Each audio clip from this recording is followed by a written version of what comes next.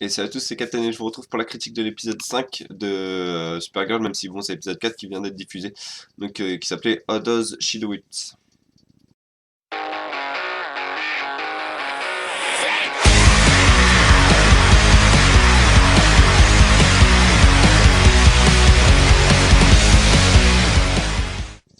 Donc il s'agit de l'épisode qui était censé être diffusé la semaine dernière, mais bon, suite aux attentats de Paris.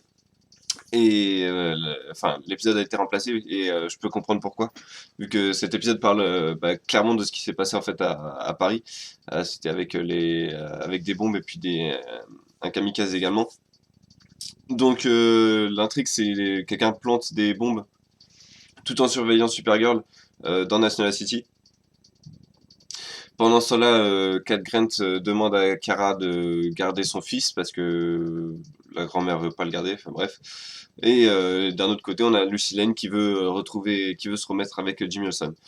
Euh, Tout le côté humain en fait de cet épisode est à mon avis à jeter, à balayer de côté. Le fait que Kara garde le fils de Cat Grant, pas intéressant parce que c'est quasiment Win qui le garde le plus. Euh, le fait que également le petit a comment dire, un crush sur Supergirl, c'est-à-dire qu'il est amoureux de Supergirl, etc. Ça apporte pas grand-chose non plus, sauf que en gros Supergirl se découvre des fans. Bon, voilà, comme tout super-héros, j'ai envie de dire. Euh, donc voilà, tout le côté humain était vraiment pas intéressant. Le côté friendzone, en plus d'être niais, il était sous-développé. C'est-à-dire que Jimmy Olsen, d'un coup, voilà, pendant tout l'épisode, il se dit non, je vais pas me remettre avec Lucy Lane. Hop, il y a une bombe. Hop, il court vers elle et puis ils se remettent ensemble. Euh, voilà, franchement, tout le côté triangle amoureux qui se transforme de plus en plus en quadruple triangle amoureux. Enfin, en quadruple. Je sais pas si je peux dire quadrupède amoureux ou je sais pas. Enfin bref, en carré amoureux, on va dire. On va faire ça plus simplement. Avec donc Jimmy Olsen, entre Jimmy Olsen, Supergirl, Lucy Lane et puis Win. Franchement, c'est pas intéressant, c'est vraiment pas bien écrit, c'est vraiment pas bien joué en plus. J'ai l'impression de me retrouver niveau Arrow enfin niveau Licity dans l'intrigue et dans le jeu d'acteur. Vraiment pas intéressant. C'est là où la série est vraiment manque d'inspiration, manque d'audace, je trouve. Euh, à la limite, la petite référence assez sympa sur Lucy Lane, c'était euh, quand Kara expliquait donc à sa grande sœur comment elle était. Il y a Alex, donc la grande sœur, qui disait mais est-ce qu'elle vole et est-ce qu'elle vole. Et Kara qui répond à Lance très bien capable. Pourquoi c'est un peu marrant parce que théoriquement Lucy Lane est censée devenir Superwoman, qui donc du coup s'est volé. Donc voilà, ça c'était à la limite assez marrant, mais enfin tout le personnage de Lucy Lane, encore une fois, c'est quasiment pas un personnage à l'heure actuelle, c'est juste voilà, quelqu'un qui est juste là pour enfin ça a rien d'un personnage, on sait absolument rien, quasiment rien de sa personnalité, si ce n'est qu'elle est amoureuse de Jimmy Olsen. Donc j'ai l'impression que ça résume plus ou moins déjà ce qu'est le personnage de Kara, c'est-à-dire qu'on sait pas grand-chose sur sa personnalité alors qu'elle veut aider les gens et qu'elle est amoureuse de Jimmy Olsen, c'est tout ce qu'on sait sur elle, quoi. Donc ce côté-là était vraiment pas top dans l'épisode. Euh, ce qui m'a plus plu dans cet épisode, c'est qu'on a, enfin, j'ai l'impression que Supergirl s'est trouvé un Lex Luthor, pardon, avec Maxwell Lord qui, du coup, a forcé une personne donc à placer des bombes pour voir comment Kara allait intervenir, etc. Et c'est assez marrant de voir que, en fait, du coup, il développe plus ou moins c'est lui qui développe plus ou moins une psychologie sur Supergirl parce qu'à la fin, il lui pose une menace. En gros, c'est soit tu sauves des milliers de gens, soit t'en sauves des centaines, mais ça, avec une personne plus importante, etc. Donc ça, c'était assez bien réussi. Donc le fait est voilà, que Maxwell Lord devienne quasiment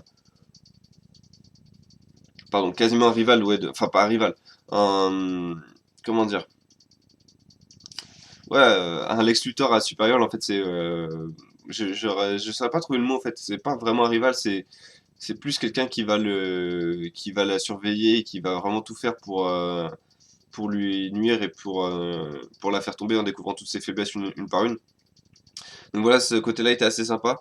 Il y a également le mystère qui s'épaissit autour de Hank Henshaw, qui est donc censé devenir Cyborg Superman. Avec ses yeux rouges, on le sait plus ou moins. que c'est censé être lui, mais il y a une théorie en ligne que j'ai lue. Oh, et qui pourrait être également assez intéressante, c'est le fait que Encho donc pourrait être non pas Cyborg Superman comme il est censé le devenir, mais pourquoi pas Martian Manhunter. Et c'est pas impossible que ce soit parce que Martian Manhunter utilise également les yeux rouges. Il sait lire dans les pensées des gens. Il sait également prendre enfin, se métamorphoser en quelqu'un ou en quelque chose. Par exemple, dans cet épisode, il aurait pu, désamorcer la bombe, je sais pas, en passant à travers ou quelque chose comme ça.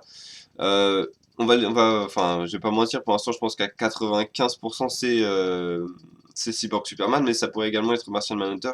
Et ça serait un beau revirement, et du coup, ça serait quelque chose d'audacieux, parce que c'est vrai que Martian Manhunter, pour l'instant, dans tous les rosters qu'on a, c'est-à-dire que Legend of Tomorrow, les Justice League, etc., il est présent nulle part, donc ça pourrait être assez intéressant de le voir apparaître comme ça dans Supergirl. Sachant que théoriquement, dans les comics, Martian Manhunter a la force de Superman et donc de Supergirl. Donc voilà. Pour finir l'épisode, assez sympa de voir qu'ils utilisent également les mêmes. Enfin, que Supergirl puisse ses pouvoirs du, euh, du soleil jaune comme dans les comics. Bon, ça me paraissait un peu difficile de faire autrement, mais donc voilà, ils ont une sorte de UV pour soigner Supergirl dans le DIO. Donc voilà, ça c'est assez sympa. Mais encore une fois, en termes d'épisode, je vais mettre un 7 sur 10 à cet épisode, un peu mieux que l'épisode de la semaine dernière. Mais la série a vraiment du mal à décoller. Il faut vraiment enfin, à mon avis, qu'il s'écarte un peu plus de tous ces épisodes Friendzone avec le carré amoureux, etc., qui devient très rapide, qui va rapidement devenir très, très indigeste. Et puis voilà, se concentrer sur des intrigues qui peuvent réussir, qui peuvent marcher comme Maxwell Lord qui est Lex Luthor, l'intrigue principale que j'aimerais bien revoir à un moment ou à un autre. Encho également et sa double personnalité, la personnalité qui cache en tout cas. Et pourquoi pas également des flashbacks ou des choses comme ça sur le passé de Supergirl sur Krypton. Voilà, donc en termes d'épisode, j'ai mis un 7 sur 10 à cet épisode.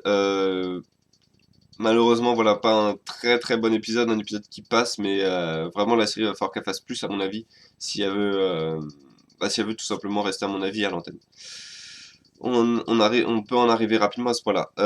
Voilà, j'espère que vous avez aimé cette vidéo. Je vous rappelle que cette semaine, pas d'épisode de The Flash. Par contre, la semaine prochaine, je ferai la critique de l'épisode de Supergirl, Flash et Arrow parce que c'est le crossover entre Flash et Arrow. Et Legend of Tomorrow devrait débuter assez rapidement. Je ferai également des critiques sur ça. Donc, je vous donne rendez-vous pour ces critiques-là. Et puis, je vous remercie d'avoir regardé cette vidéo. Et je vous dis à bientôt.